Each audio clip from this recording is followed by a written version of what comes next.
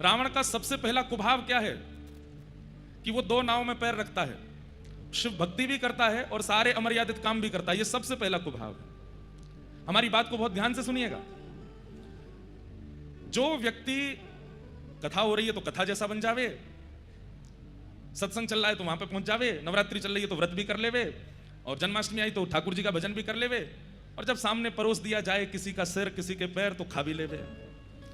मतलब दोनों तरफ उसका इशारा रहता है।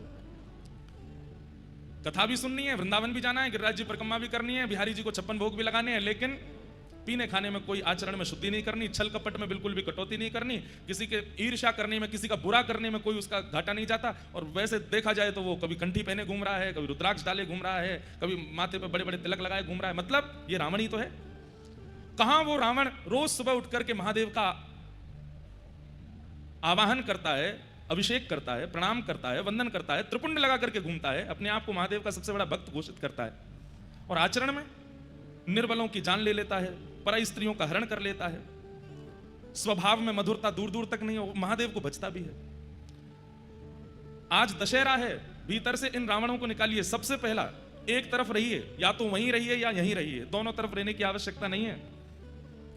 आपको अच्छा लगता है कथा में आना, लेकिन वहां पर भी रहना पड़ता है, तो धीरे धीरे प्रयास करो। हम ये नहीं कह रहे तुरंत छोड़ो, पर धीरे धीरे वहां की स्थिति को कम करना प्रारंभ करो, वहां के भाव को घटाना प्रारंभ करो। हमारे विपराग जी हैं, हम बहुत समीप से जानते हैं,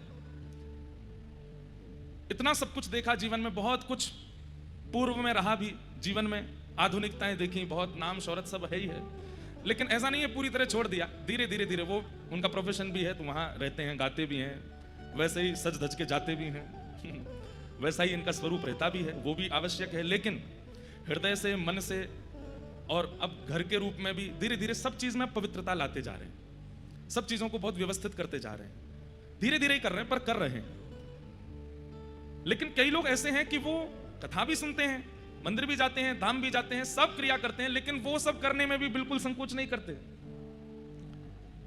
केवल खान पान पर भी मैं प्रकाश नहीं डालूंगा, व्यवहार पर भी प्रकाश डालना चाहिए। वैष्णव के व्यवहार में कपट नहीं होना चाहिए, वैष्णव के व्यवहार में छल नहीं होना चाहिए, वैष्णव के व्यवहार में पर स्त्री पर पुरुष के प्रति काम भाव नहीं होना चाहिए। और यदि वो नहीं छूट रहा है तो इधर छोड़ दीजिए। ठाकुर जी ने कोई पकड़ के नहीं रखा आपको, ठाकुर जी कह रहे वहीं रहो भाई, शोभा बढ़ाओ कलयुग की, काय को आवश्यकता यहां आने की। वास्तव में रावण इतना बड़ा राक्षस इसलिए भी है क्योंकि वो भक्ति का आडंबर भी करता है और फिर राक्षस भी है। मैं अपनी कथा में कहा करता हूं, एक बार को पापी व्यक्ति पर भी कृपा हो सकती है, लेकिन ये जो दोगले होते हैं ना, इन पर कभी कृपा नहीं होती। जो यहां भी रहते हैं वहां भी रहते हैं, ये भी करते हैं वो भी करते हैं। धीरे धीरे प्रयास कीजिए कि अब ये इसको चुना है तो उसका थोड़ा थोड़ा त्याग करो। अपने व्यवहार में, विचार में, अपनी दिनचर्याओं में अब परिवर्तन लाना प्रारंभ कीजिए। आपके ऊपर कलयुग का हाथ है, आप कुछ भी करिए, कोई पूछने वाला नहीं है। लेकिन आप बिहारी जी और श्री जी का नाम मुख से लेते हैं तो श्री जी कहते हैं कि अब कल को तू कुछ गलत करेगा तो मेरी जिम्मेवारी है। कितना पीड़ा होगी श्री जी को। या तो इस जीव से श्री राधा कहना बंद कर दीजिए, या इस जीव से गलत खान पान और बोलना बंद कर दीजिए। एक तरफा रहिए, धीरे धीरे धीरे धीरे। और एक और बात बताएं, हम लोगों पर नाटक करना बहुत अच्छा आता है। हम लोग सब लोग जन्म से ही एक्टर हैं। कौन है?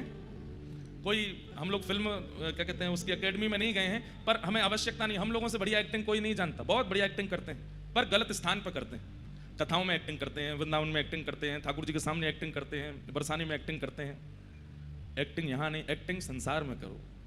जाइए मित्रों के पास, जाइए उनके बुलावे पर, कहीं वो ऐसे योजना में बुलाएं, जाइए, जाकर के उनके सामने एक्टिंग करो कि आपसे बड़ा संसारी कोई नहीं है।